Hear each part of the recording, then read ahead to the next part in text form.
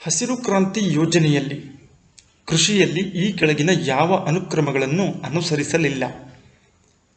ಗುಣಮಟ್ಟದ ಬೀಜಗಳ ಬಳಕೆ, ವೈಜ್ಞಾನಿಕ ಕೃಷಿ ಪದ್ಧತಿಗಳು, ಸಾಂಪ್ರದಾಯಿಕ ಕೃಷಿ ಅನುಕ್ರಮಗಳು, ರಸಗೊಬ್ಬರಗಳ ಬಳಕೆ. ಇದರಲ್ಲಿ ಈ ಒಂದು ಯೋಜನೆಯಲ್ಲಿ ಬಳಸದೇ ಇರುವಂತಹ ಪದ್ಧತಿ ಸಾಂಪ್ರದಾಯಿಕ ಕೃಷಿ ಅನುಕ್ರಮಗಳು. ಕೃಷಿಯಲ್ಲಿ ಉತ್ಪಾದನಾ ಪ್ರಮಾಣವನ್ನು ಹೆಚ್ಚಳ ಮಾಡುವ ಸಲುವಾಗಿ ಭಾರತದಲ್ಲಿ ಕೈಗೊಂಡಂತಹ ಕ್ಷಿಪ್ರ ಕ್ರಾಂತಿಯ ಕಾರ್ಯಕ್ರಮ ಹಸಿರು ಕ್ರಾಂತಿ ಅಥವಾ ಗ್ರೀನ್ ರೆವಲ್ಯೂಷನ್ ಅಂತ ಕರಿತೀವಿ. ಇದರ ಬಹುಮುಖ್ಯವಾದಂಥ ಉದ್ದೇಶ ಆಹಾರ ಧಾನ್ಯಗಳ ಉತ್ಪಾದನೆಯ ಪ್ರಮಾಣವನ್ನು ಗಣನೀಯವಾಗಿ ಹೆಚ್ಚಳ ಮಾಡುವಂಥದ್ದು. ಆ ಒಂದು ನಿಟ್ಟಿನಲ್ಲಿ ಗುಣಮಟ್ಟದ ಬೀಜಗಳನ್ನು ಬಳಕೆ ಮಾಡಲಾಯಿತು, ವೈಜ್ಞಾನಿಕ ಕೃಷಿ ಪದ್ಧತಿಗಳನ್ನು ಬಳಕೆ ಮಾಡಲಾಯಿತು, ಹಾಗೆಯೇ ರಸಗೊಬ್ಬರಗಳ ಬಳಕೆಯನ್ನು ಮಾಡಲಾಯಿತು. ಸಾಂಪ್ರದಾಯಿಕ ಕೃಷಿ ಅನುಕ್ರಮಗಳು ಅಂತ ಹೇಳಿದ್ರೆ ಅಲ್ಲಿಯವರೆಗೂ ಬಳಕೆಯಲ್ಲಿದ್ದಂತಹ ಸಾಂಪ್ರದಾಯಿಕವಾಗಿ ಬಳಸ್ತಾ ಇದ್ದಂಥ ಕೃಷಿ ಪದ್ಧತಿಗಳ ಬದಲಾಗಿ ವಿಭಿನ್ನವಾಗಿ ಪ್ರಯೋಗಗಳನ್ನು ಮಾಡಲಾಯಿತು. ಇವುಗಳಲ್ಲಿ ಯಾವುದು ಭಾರತದ ಆರ್ಥಿಕತೆಯ ಪ್ರಾಥಮಿಕ ವಲಯದ ಚಟುವಟಿಕೆಯಲ್ಲ? ಕೃಷಿ, ಕೈಗಾರಿಕೆ, ಅರಣ್ಯ, ಮೀನುಗಾರಿಕೆ. ಆಯ್ಕೆ 2 ಕೈಗಾರಿಕೆ. ಭಾರತದ ಆರ್ಥಿಕತೆಯನ್ನು 3 ವಲಯಗಳಾಗಿ ವಿಂಗಡಣೆ ಮಾಡುತ್ತೇವೆ: ಪ್ರಾಥಮಿಕ ವಲಯ, ಹಾಗೆಯೇ ದ್ವಿತೀಯ ವಲಯ ಮತ್ತು ತೃತೀಯ ವಲಯ. ಪ್ರಕೃತಿಯಿಂದ ನೇರವಾಗಿ ಪಡೆಯುವಂತಹ ಸಂಪತ್ತಿನ ಚಟುವಟಿಕೆಗಳನ್ನು ನಾವು ಪ್ರಾಥಮಿಕ ವಲಯದಲ್ಲಿ ಜೋಡಿಸ್ತೇವೆ. ಕೃಷಿ ಇರಬಹುದು, ಅರಣ್ಯ ಇರಬಹುದು, ಮೀನುಗಾರಿಕೆ. ಇನ್ನು ಕೈಗಾರಿಕೆ ದ್ವಿತೀಯ ವಲಯದಲ್ಲಿ ಬರುವಂಥ ಭಾರತದ ಆರ್ಥಿಕತೆಯ ಚಟುವಟಿಕೆಯಾಗಿದೆ. ಪ್ರಸ್ತುತ ಯೋಜನಾ ಆಯೋಗದ ಬದಲಿಗೆ ಭಾರತದಲ್ಲಿ ಅಸ್ತಿತ್ವದಲ್ಲಿರುವಂತಹ ಆಯೋಗ ಯಾವುದು? ಆಯ್ಕೆ 3 ನೀತಿ ಆಯೋಗ. ಇಲ್ಲಿಯವರೆಗೂ ಯೋಜನಾ ಆಯೋಗ ಅಂತ ಕರಿತಾ ಇದ್ರು, ಅದನ್ನು ಮರುನಾಮಕರಣ ಮಾಡಿ ಕೆಲವೊಂದು ಸುಧಾರಣೆಗಳ ಮೂಲಕ ನೀತಿ ಆಯೋಗವನ್ನು ಪ್ರಾರಂಭ ಮಾಡಲಾಯಿತು. ನೀತಿ NITI ಇದರ ಫುಲ್ ಅಬ್ರಿವೇಷನ್ ಅನ್ನು ನೋಡೋದಾದರೆ national institution for transforming India ಎನ್ನುವಂಥದ್ದಾಗಿದೆ. ಇದರ ಪ್ರಾರಂಭ ಮಾಡಿದಂತಹ ವರ್ಷ ಜನವರಿ 1, 2015. ಪ್ಲಾನ್ಡ್ ಎಕಾನಮಿ ಫಾರ್ ಇಂಡಿಯಾ ಎಂಬ ಕೃತಿಯ ಲೇಖಕರು ಯಾರು? ಭಾರತ ರತ್ನ ಸರ್ ಎಂ ವಿಶ್ವೇಶ್ವರಯ್ಯ 1934ರಲ್ಲಿ ಭಾರತದ ಆರ್ಥಿಕತೆಯ ಸುಧಾರಣೆಗಳಿಗೆ ಸಂಬಂಧಪಟ್ಟ ಹಾಗೆ ಬಹುಮುಖ್ಯವಾದಂತಹ ಪ್ಲಾನ್ಡ್ ಎಕಾನಮಿ ಫಾರ್ ಇಂಡಿಯಾ ಎನ್ನುವಂಥ ಕೃತಿಯನ್ನು ರಚನೆ ಮಾಡಿರ್ತಾರೆ. 1974ರಿಂದ 78ರ ಅವಧಿಯಲ್ಲಿ ಜಾರಿಯಲ್ಲಿದ್ದ ಬಡತನ ನಿರ್ಮೂಲನೆಯನ್ನು ಗುರಿಯಾಗಿಸಿಕೊಂಡಿದ್ದ ಪಂಚವಾರ್ಷಿಕ ಯೋಜನೆ ಯಾವುದು? 5ನೇ ಪಂಚವಾರ್ಷಿಕ ಯೋಜನೆ. ಇದರ ಒಂದು ಕಾಲಾವಧಿ 1974ರಿಂದ 78. ಜನಸಂಖ್ಯಾ ತೀವ್ರತರ ಬೆಳವಣಿಗೆಯ ಕಾರಣದಿಂದ ಉಂಟಾದಂಥ ಬಡತನದ ಸಮಸ್ಯೆಯನ್ನು ನಿವಾರಣೆ ಮಾಡುವ ಸಲುವಾಗಿ ಬಹುಮುಖ್ಯ ಗುರಿಯನ್ನು ಹೊಂದಿದಂಥ ಪಂಚವಾರ್ಷಿಕ ಯೋಜನೆ 5ನೇ ಪಂಚವಾರ್ಷಿಕ ಯೋಜನೆಯಾಗಿತ್ತು. ಆಗ ಪ್ರಧಾನಮಂತ್ರಿಯಾಗಿದ್ದಂಥವರು ಶ್ರೀಮತಿ ಇಂದಿರಾ ಗಾಂಧಿಯವರು. ಮಾನವ ಅಭಿವೃದ್ಧಿ ಸೂಚ್ಯಂಕವನ್ನು ನಿರ್ಧರಿಸುವಲ್ಲಿ ಈ ಕೆಳಕಂಡ ಯಾವ ಮಾನದಂಡಗಳನ್ನು ಪರಿಗಣನೆ ಮಾಡಲಾಗುತ್ತದೆ? ಹ್ಯೂಮನ್ ಡೆವಲಪ್ಮೆಂಟ್ ಇಂಡೆಕ್ಸ್ ಅಂತ ಕರಿತೀವಿ. ಇದನ್ನು ನಿರ್ಧಾರ ಮಾಡಬೇಕಾದ್ರೆ 3 ಮಾನದಂಡಗಳನ್ನು ಪರಿಗಣನೆಯಾಗಿಟ್ಕೊಳ್ಳಲಾಗುತ್ತೆ. 1, ದೀರ್ಘ ಮತ್ತು ಆರೋಗ್ಯಪೂರ್ಣ ಬದುಕು, ಒಬ್ಬ ವ್ಯಕ್ತಿ ಪಡೆದಿರುವಂಥ ಶಿಕ್ಷಣದ ಗುಣಮಟ್ಟ, ಹಾಗೆಯೇ ಗುಣಮಟ್ಟದ ಜೀವನ ಅಂತ ಕರಿತೀವಿ. ಲೈಫ್ ಎಕ್ಸ್ಪೆಕ್ಟೆನ್ಸಿ, ಅವನ ಜೀವಿತಾವಧಿ ಎಷ್ಟು ವರ್ಷಗಳ ಕಾಲ ಬದುಕಲಿಕ್ಕೆ ಸಾಧ್ಯವಾಗುತ್ತೆ ಅನ್ನೋದನ್ನು ನಿರ್ಧರಿಸಲಾಗುತ್ತೆ. 2ನೇದು ಆತ ಪಡೆದಿರುವಂಥ ಶಿಕ್ಷಣದ ಗುಣಮಟ್ಟ, ಕ್ವಾಲಿಟಿ ಆಫ್ ಎಜುಕೇಷನ್ ಯಾವ ರೀತಿ ಇದೆ ಆ ದೇಶದಲ್ಲಿ ಅನ್ನೋದನ್ನು ಮಾನದಂಡವಾಗಿ ತಗೊಳ್ತಾರೆ. ಹಾಗೆಯೇ ಸ್ಟ್ಯಾಂಡರ್ಡ್ ಆಫ್ ಲಿವಿಂಗ್ ಅಂತ ಕರಿತೀವಿ, ಗುಣಮಟ್ಟದ ಜೀವನ, ಆತನ ಆದಾಯ ಕ್ರಮಗಳು ಯಾವ ರೀತಿ ಇದ್ದಾವೆ ಅನ್ನೋದನ್ನು ಪರಿಗಣನೆ ಮಾಡಿ ಹ್ಯೂಮನ್ ಡೆವಲಪ್ಮೆಂಟ್ ಇಂಡೆಕ್ಸನ್ನು ಪ್ರತಿ ವರ್ಷ ಬಿಡುಗಡೆ ಮಾಡಲಾಗುತ್ತೆ.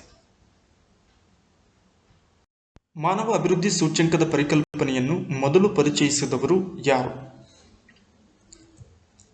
ಮೆಹಬೂಬುಲ್ ಹಕ್, ಪಾಕಿಸ್ತಾನದ ಖ್ಯಾತ ಅರ್ಥಶಾಸ್ತ್ರಜ್ಞ. 1990ರಲ್ಲಿ ಮೊದಲ ಬಾರಿಗೆ ಮಾನವ ಅಭಿವೃದ್ಧಿ ಸೂಚ್ಯಂಕವನ್ನು ಪರಿಕಲ್ಪನೆಯನ್ನು ನೀಡ್ತಾರೆ. ಅದಾದ ನಂತರ United Nations development programme UNDP ಇದನ್ನು ಅಳವಡಿಸಿಕೊಳ್ಳುತ್ತೆ. ಪರೋಕ್ಷ ತೆರಿಗೆಯ ವ್ಯಾಪ್ತಿಯಲ್ಲಿ ಬರುವಂತಹ ವಿಷಯಗಳು ಯಾವುವು? 1, 2 ಮತ್ತು 3 ಇನ್ಶೂರೆನ್ಸ್ ಪ್ರೀಮಿಯಂ, ಮಾರಾಟ ತೆರಿಗೆ, ಅಬಕಾರಿ ಸುಂಕಗಳು, ವ್ಯಾಟ್ ಇರ್ಬೋದು, ಇವೆಲ್ಲವೂ ಸಮೇತ ಪರೋಕ್ಷ ತೆರಿಗೆಯಲ್ಲಿ ಬರುತ್ತವೆ. ಆದಾಯ ತೆರಿಗೆ ನೇರ ತೆರಿಗೆಯಲ್ಲಿ ಬರುವಂತಹ ಕ್ರಮವಾಗಿದೆ. ದೇಶದಾದ್ಯಂತ ಜಾರಿಯಲ್ಲಿರುವ ಏಕರೂಪದ ಸರಕು ಮತ್ತು ಸೇವೆಗಳ ತೆರಿಗೆ ವ್ಯವಸ್ಥೆ GST ಜಾರಿಗೆ ಬಂದದ್ದು ಯಾವಾಗ? ಜುಲೈ 1, 2017 ಭಾರತದಲ್ಲಿ ಅಧಿಕೃತವಾಗಿ ಗೂಡ್ಸ್ ಅಂಡ್ ಸರ್ವಿಸ್ ಟ್ಯಾಕ್ಸ್ ಏಕರೂಪದ ತೆರಿಗೆ ವ್ಯವಸ್ಥೆ ಜಾರಿಗೆ ಬರುತ್ತೆ. ಇನ್ನು ಈ GSTಯನ್ನು ಮೊಟ್ಟ ಮೊದಲ ಬಾರಿಗೆ ಬಳಸಿದಂತಹ ದೇಶ ಫ್ರಾನ್ಸ್ 1954 ಅಲ್ಲಿ ಜಾರಿಗೆ ತಂದಿರ್ತಾರೆ. ಮಾನವ ಅಭಿವೃದ್ಧಿ ಸೂಚ್ಯಂಕವನ್ನು ಪ್ರಕಟಿಸುವ ಸಂಸ್ಥೆ ಯಾವುದು? UNDP, United Nations development programme ಎನ್ನುವಂತಹ ಸಂಸ್ಥೆ ಏನಿದೆ, ಇದು ಪ್ರತಿ ವರ್ಷ ಮಾನವ ಅಭಿವೃದ್ಧಿ ಸೂಚ್ಯಂಕವನ್ನು ಪ್ರಕಟಿಸುವ ಮೂಲಕ ದೇಶಗಳ ಸ್ಥಿತಿಗತಿಯನ್ನು ತಿಳಿಸುತ್ತದೆ. 189 ದೇಶಗಳ ಹ್ಯೂಮನ್ ಇಂಡೆಕ್ಸ್ ಡೆವಲಪ್ಮೆಂಟಲ್ಲಿ 2019 ಭಾರತದ ಸ್ಥಾನ 129ನೇದಾಗಿತ್ತು. ಭಾರತದಲ್ಲಿ ಮೊದಲ ಬಾರಿಗೆ ಬಡತನದ ಪ್ರಮಾಣವನ್ನು ನಿರ್ಧರಿಸುವ ಸಮೀಕ್ಷೆಯನ್ನು ಕೈಗೊಂಡಂತಹ ಕೇಂದ್ರ ಸರ್ಕಾರದ ಸಂಸ್ಥೆ ಯಾವುದು? ಇದಕ್ಕೆ ಸರಿ ಉತ್ತರ national sample survey organisation, NSSO ಅಂತ ಕರೀತಾರೆ. 1950 ಈ ಒಂದು ಸಂಸ್ಥೆ ಸ್ಥಾಪನೆಯಾಗುತ್ತೆ. ಇದು ಕೇಂದ್ರ ಸಾಂಖ್ಯಿಕ ಇಲಾಖೆಯ ಅಡಿಯಲ್ಲಿ ಬರುವಂತಹ ಸಂಸ್ಥೆಯಾಗಿದ್ದು, ಭಾರತದಲ್ಲಿ ಕೈಗೊಳ್ಳುವಂಥ ಪ್ರಮುಖ ಆರ್ಥಿಕ ಮತ್ತು ಸಾಮಾಜಿಕ ಸಮೀಕ್ಷೆಗಳನ್ನು ಈ ಒಂದು ಸಂಸ್ಥೆಯ ಅಡಿಯಲ್ಲಿ ಕೈಗೊಳ್ಳಲಾಗುತ್ತದೆ. 1975 ಭಾರತದಲ್ಲಿ 20 ಅಂಶಗಳ ಕಾರ್ಯಕ್ರಮ ಜಾರಿಗೆ ಬಂದಾಗ ಪ್ರಧಾನಮಂತ್ರಿ ಯಾರಾಗಿದ್ದರು? ಇದಕ್ಕೆ ಸರಿ ಉತ್ತರ ಶ್ರೀಮತಿ ಇಂದಿರಾ ಗಾಂಧಿ. ದೇಶದ ಅನೇಕ ಸಮಸ್ಯೆಗಳಿಗೆ ಪರಿಹಾರ ಕ್ರಮವಾಗಿ ಕೈಗೊಂಡಂತಹ 20 ಅಂಶಗಳ ಕಾರ್ಯಕ್ರಮವನ್ನು 1975 ಜಾರಿಗೆ ತರಲಾಗುತ್ತೆ. ಬಹುಮುಖ್ಯವಾಗಿ ಶಿಕ್ಷಣ ಇರ್ಬೋದು, ಆರೋಗ್ಯ ಇರ್ಬೋದು, ಹಾಗೆಯೇ ಪರಿಸರ ರಕ್ಷಣೆ ಇರ್ಬೋದು, ಉದ್ಯೋಗ, ವಸತಿ, ಈ ಎಲ್ಲ ಸೌಲಭ್ಯಗಳಿಗೆ ಅನುಕೂಲವನ್ನು ರೂಪಿಸುವ ಸಲುವಾಗಿ ವಿನೂತನ ಕಾರ್ಯಕ್ರಮವನ್ನು ಜಾರಿಗೆ ತರ್ತಾರೆ. ಅದು 20 ಅಂಶಗಳ ಕಾರ್ಯಕ್ರಮ. 1973 ಬಿ ಭಗವತಿ ನೇತೃತ್ವದಲ್ಲಿ ನೇಮಿಸಿದ ಸಮಿತಿಯು ಯಾವುದನ್ನು ಕುರಿತು ಅಧ್ಯಯನ ನಡೆಸಿತು? ನಿರುದ್ಯೋಗ ಸಮಸ್ಯೆಯನ್ನು ಕುರಿತು ಅಧ್ಯಯನವನ್ನು ಮಾಡಲಿಕ್ಕೆ ಕೇಂದ್ರ ಸರ್ಕಾರ ನೇಮಿಸಿದಂತಹ ಸಮಿತಿಯ ನೇತೃತ್ವವನ್ನು ವಹಿಸಿದಂಥವರು ಬಿ ಭಗವತಿ.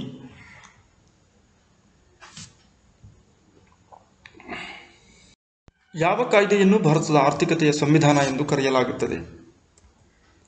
1956 ಕೈಗಾರಿಕಾ ನೀತಿಯನ್ನು ಇಂಡಸ್ಟ್ರಿಯಲ್ ಪಾಲಿಸಿ ರೆಸಲ್ಯೂಷನ್ ಆಫ್ 1956 ಅಂತ ಕರಿತೀವಿ.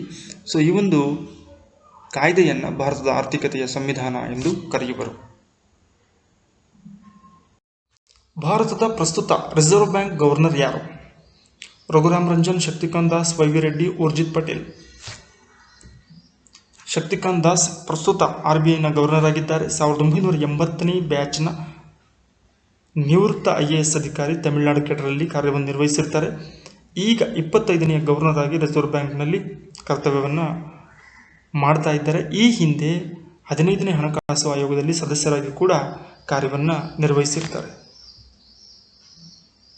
ಸಂವಿಧಾನದಲ್ಲಿ ರಾಜ್ಯ ನಿರ್ದೇಶಕ ತತ್ವಗಳನ್ನು ಅಡಕಗೊಳಿಸಿರುವಂತಹ ಬಹುಮುಖ್ಯ ಉದ್ದೇಶ ಸಾಮಾಜಿಕ ಮತ್ತು ಆರ್ಥಿಕ ಪ್ರಜಾಪ್ರಭುತ್ವ. ರಾಜ್ಯ ನಿರ್ದೇಶಕ ತತ್ವಗಳು ಅಥವಾ directive principles of state policy, ಇದನ್ನು ಸೇರ್ಪಡೆ ಮಾಡಿರುವಂಥ ಬಹುಮುಖ್ಯ ಉದ್ದೇಶ ಸುಖಿ ರಾಜ್ಯದ ಪರಿಕಲ್ಪನೆ.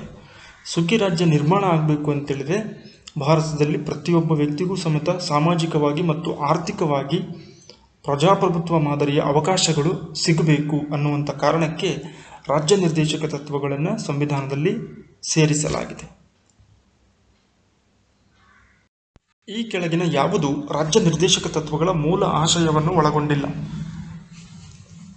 ಮದ್ಯಪಾನ ನಿಷೇಧ, ಕೆಲಸದ ಹಕ್ಕು, ಸಮಾನ ಕೆಲಸಕ್ಕೆ ಸಮಾನ ವೇತನ, ಮಾಹಿತಿ ಹಕ್ಕು.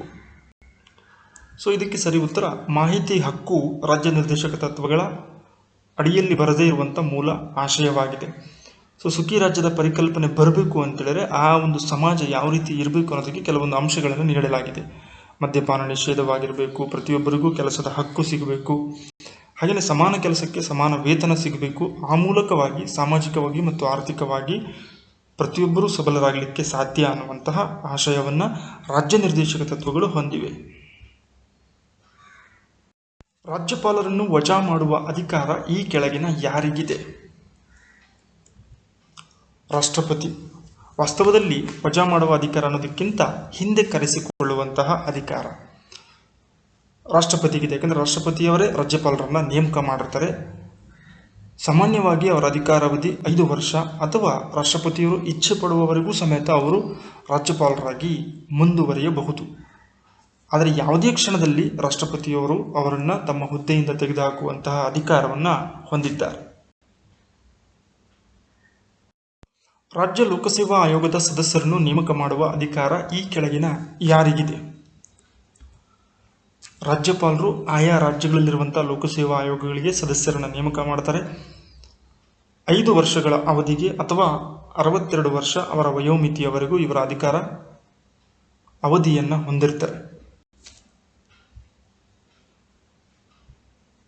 ರಾಜ್ಯದಲ್ಲಿ ಕಾರ್ಯಾಂಗಕ್ಕೆ ಸಂಬಂಧಿಸಿದಂತೆ ಈ ಕೆಳಗಿನ ಯಾವ ಹೇಳಿಕೆ ಸರಿಯಾಗಿದೆ?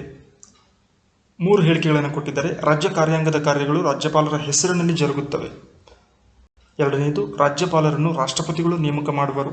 3ನೇದು, ಕಾರ್ಯಾಂಗದ ಎಲ್ಲ ನಿರ್ಧಾರಗಳು ಮುಖ್ಯಮಂತ್ರಿಯವರ ಹೆಸರಿನಲ್ಲಿ ಕೈಗೊಳ್ಳಲಾಗುತ್ತದೆ. ಇದರಲ್ಲಿ ಸರಿಯಾದಂಥ ಹೇಳಿಕೆಗಳನ್ನು ಗಮನಿಸುವುದಾದರೆ 1 ಮತ್ತು 2. ಇನ್ನು ತಪ್ಪಾದ ಹೇಳಿಕೆ, ಕಾರ್ಯಾಂಗದ ಎಲ್ಲ ನಿರ್ಧಾರಗಳು ಮುಖ್ಯಮಂತ್ರಿಯವರ ಹೆಸರಿನಲ್ಲಿ ಕೈಗೊಳ್ಳಲಾಗುತ್ತದೆ ಎನ್ನುವುದು ತಪ್ಪಾದ ಹೇಳಿಕೆಯಾಗಿದೆ. ಇದು ಕೂಡ ರಾಜ್ಯಪಾಲರ ಹೆಸರಿನಲ್ಲಿಯೇ ಕೈಗೊಳ್ಳುತ್ತಾರೆ. ಅಂಡಮಾನ್ ಮತ್ತು ನಿಕೋಬಾರ್ ದ್ವೀಪವು ಯಾವ ನ್ಯಾಯಾಲಯದ ವ್ಯಾಪ್ತಿಗೆ ಒಳಪಡುತ್ತದೆ? ಆಯ್ಕೆ 3, ಫೋರ್ಟ್ ಬ್ಲೇರ್ನಲ್ಲಿರುವಂತಹ ಕೋಲ್ಕತ್ತಾ ಹೈಕೋರ್ಟ್ನ ವಿಭಾಗೀಯ ಪೀಠದ ವ್ಯಾಪ್ತಿಗೆ ಅಂಡಮಾನ್ ಮತ್ತು ನಿಕೋಬಾರ್ ದ್ವೀಪದ ಒಂದು ನ್ಯಾಯಾಂಗ ವ್ಯಾಪ್ತಿ ಒಳಪಡುತ್ತದೆ. 1959ರಲ್ಲಿ ಪಂಚಾಯತ್ ರಾಜ್ ವ್ಯವಸ್ಥೆ ಜಾರಿಗೆ ತಂದ 2 ರಾಜ್ಯಗಳು ಯಾವುವು? ರಾಜಸ್ಥಾನ್ ಮತ್ತು ಆಂಧ್ರ ಪ್ರದೇಶ್. ಮೊಟ್ಟಮೊದಲ ಬಾರಿಗೆ ಪಂಚಾಯತ್ ರಾಜ್ ಸಿಸ್ಟಮ್ ಏನಿದೆ ಅದು ಜಾರಿಗೆ ಬಂದಂಥದ್ದು ರಾಜಸ್ಥಾನದ ನಾಗೂರ್ ಡಿಸ್ಟಿಕ್ನಲ್ಲಿ 2 ಅಕ್ಟೋಬರ್ 1959 ಜಾರಿಗೆ ಬರುತ್ತೆ. ಅದೇ ವರ್ಷ ಆಂಧ್ರ ಪ್ರದೇಶದಲ್ಲೂ ಕೂಡ ಪಂಚಾಯತ್ ರಾಜ್ ವ್ಯವಸ್ಥೆ ಜಾರಿಗೆ ಬಂದಿತು. ಸಂವಿಧಾನದಲ್ಲಿ ಸೂಚಿಸಿರುವ 3 ವಿಧದ ಸರ್ಕಾರಿ ಸೇವೆಗಳು ಯಾವುವು? 1 ಅಖಿಲ ಭಾರತ ಸೇವೆಗಳು, 2 ಕೇಂದ್ರ ಸರ್ಕಾರದ ವ್ಯಾಪ್ತಿಯಲ್ಲಿ ಬರುವ ಸೇವೆಗಳು ಮತ್ತು ರಾಜ್ಯ ಸೇವೆಗಳು. ಸಾಲಿಸಿಟರ್ ಜನರಲ್ ಅವರ ಅಧಿಕಾರಾವಧಿ ಎಷ್ಟು ವರ್ಷಗಳು? ಇದಕ್ಕೆ ಸರಿಯಾದ ಉತ್ತರ 3 ವರ್ಷಗಳು.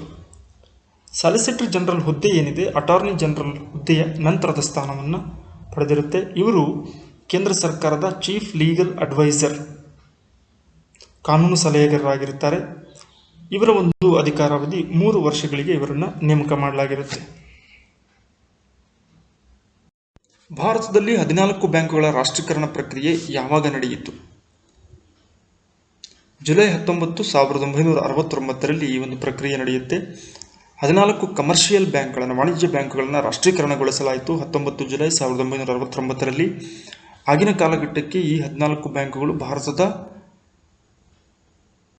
ಉಳಿತಾಯ ಮೊತ್ತ ಏನಿತ್ತು 85%ನಷ್ಟು ಈ ಒಂದು ಬ್ಯಾಂಕ್ಗಳಲ್ಲಿ ವ್ಯವಹಾರ ನಡೀತಾ ಇರ್ತದೆ.